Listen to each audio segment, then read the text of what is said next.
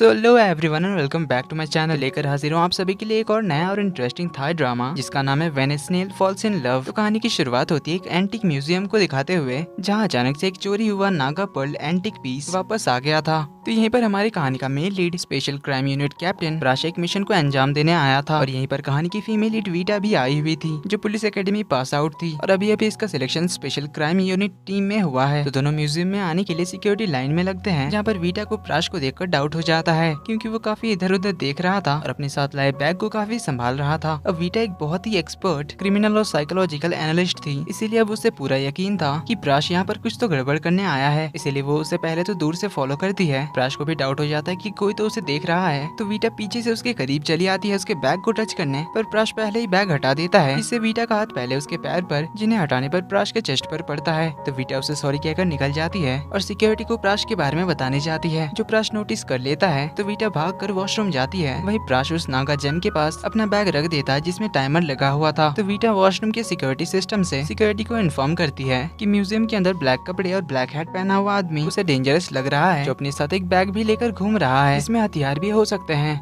पर सिक्योरिटी को उसकी बात मजाक लगती है। वो जैसे ही वॉशरूम से बाहर आती है, तो प्राश दरवाजे पर उसका मुंह बंद कर देता है, कहता है कि मेरे काम के बीच मत पड़ो क्योंकि मैं कोई डेंजरस आदमी नहीं हूँ। पर वीटा चिल्लाने की कोशिश करती है, अभी वहाँ से कुछ लोग गुजर रहे होते हैं, इसलिए प्राश उसे किस करने का नाटक करता है, पर वीटा उसके हाथ में काट कर म्यूजियम के अंदर भाग जाती है। तो प्राश उसे फॉलो करने आता है। वीटा उस नागा जेम की ओर भागती है क्योंकि उसी के पास प्राश का बैग रखा हुआ था, पर तभी वहाँ रखी दूसरे एंटिक्स में से स्मोक बॉम्ब्स फूटने लग जाते हैं, जिससे लोग पैनिक होकर इधर उधर भागने लग जाते हैं। तो प्राश उन सभी को नीचे बैठ जाने के लिए कहता है और वीटा को रोकने के लिए भागता है और उसे सही टाइम पर बचा लेता है। वही हम देखते हैं जो इस म्यूजियम का ओनर था, उसी ने ये सारा प्लान बनाया था एंटिक पीसेस को चुराने का, जिस बार में प्राश को पता चल गया था, इसीलिए वो इसे पकड़ने के लिए आया था। तो इस बंदे का नाम था मिस्टर ईग। तो ये लोग एंटिक पीसेस को लेकर भागे रहे थे, तभी प्राश यहाँ पहुंच जाता है, जो मिस्टर ईग को पकड़ने ही जा रहा था, पर तभी उसका पीछा करते हुए वीटा भी यहाँ पहुंच जाती है, जो प्राश को क्रिमिनल समझ लेती है, इसलिए वो प्राश को रोकने लग जाती है। पर इस चक्कर में मिस्टर ईग यहाँ से भाग जाता है। प्राश वीटा से अपने आप को छुड़ाकर उसके पीछे जाता है, लेकिन वो तो निकल चुका था। वीटा पुलिस को प्राश के बारे में ही बता रही होती है क्योंकि उसे तो अभी वही चोर लग रहा था। तभी यहाँ पर प्राश पहुंच जाता है, जिसे देख पुलिस वाला उसे सैल्यूट करते हुए कैप्टन बुलाता है। तब वीटा को समझ आता है कि उसने गड़बड़ी कर दी है, इसीलिए कैप्टन उसे डांट कर चला जाता है। अब स्पेशल क्राइम यूनिट में एक और ऑफिसर आने वाली थी,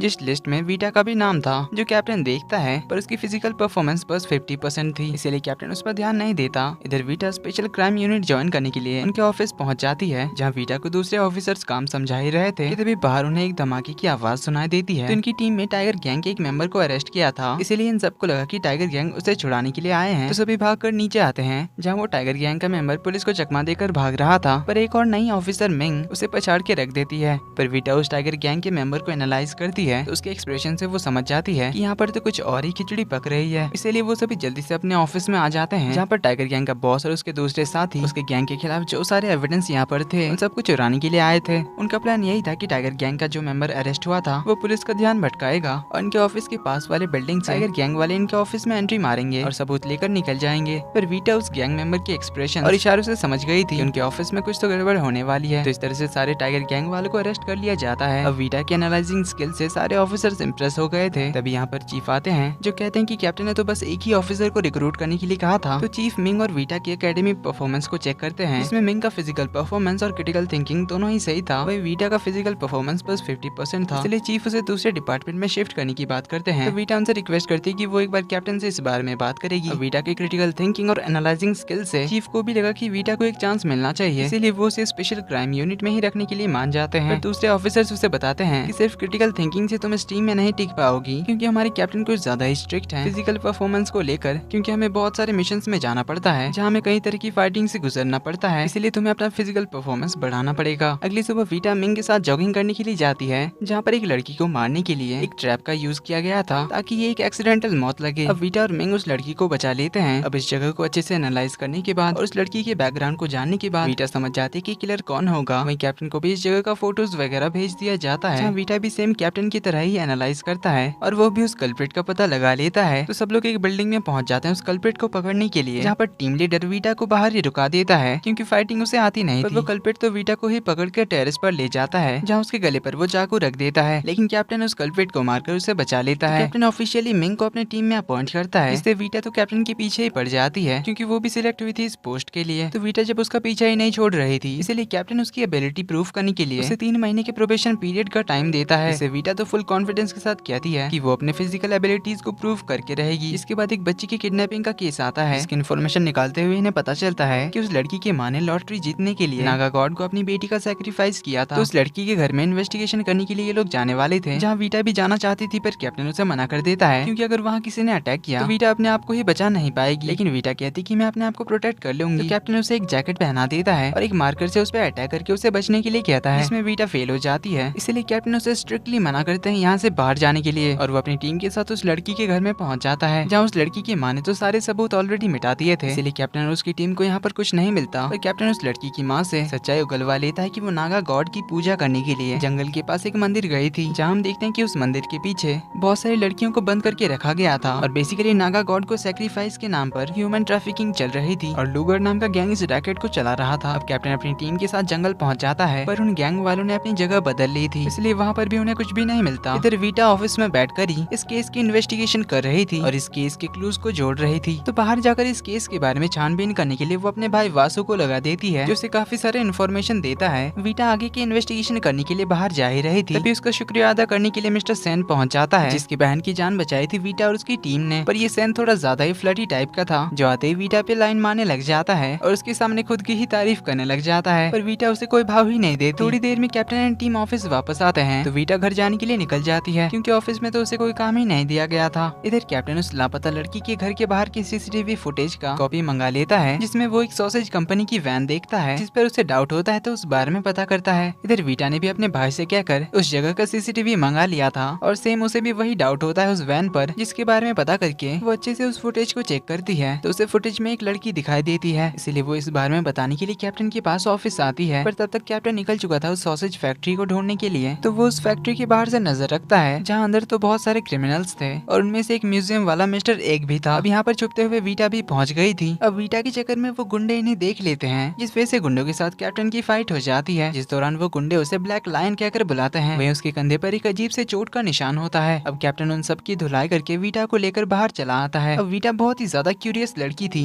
इसीलिए वो अभी कैप्टन से बहस करने पे उतर आती है, पूछने लग जाती है कि वो लोग आखिर आपको ब्लैक लायन क्यों बुला रहे थे, कहीं आप उन सबको पहले से तो नहीं जानते, और आपके कंधे पर जो चोट का निशान है वो कहीं इसी से रिलेटेड तो नहीं है। जो सुन कैप्टन उसे चुप करा देता है, उसे ऑफिस का काम करने के लिए कहता है। तो वीटा कहती है उसे इस केस की आई विटनेस मिल गई है, जिसे आप भी ढूंढ नहीं पाए। तो कैप्टन उसकी बकबक सुनकर उसे कार में बिठाकर ऑफिस वापस ले जाता है। अब अगले दिन वीटा के तो चर्चे हो जाते हैं ऑफिस में कि उसने इस आई विटनेस को ढूंढकर ये केस ही सॉल्व कर दिया। सब लोग कहने लग जाते हैं कि अब कैप्टन वीटा को तो परमानेंटली रख लेंगे, पर इन सबको झटका तो तब लगता है जब वो आई विटनेस यहाँ पर आती है, जिसका नाम था उयन, पर वो तो देख ही नहीं सकती थी, जिसे देखकर वीटा तो एकदम हैरान हो जाती है, क्योंकि कल रात तो उसने कैप्टन के सामने बहुत बड़ी बड़ी बात कर दी थी। तो जब कैप्टन को पता चलेगा कि ये आई विटनेस तो देख ही नहीं सकती, तो वीटा का क्या होगा, देखेंगे हम अगले एपिसोड में। तो ये वीडियो पसंद आए तो वीडियो को लाइक कर देना, चैनल पर पहली बार आए तो do subscribe and hit the bell icon. मिलते हैं आपसे अगले पार्ट में, तब तक के लिए take care and bye bye.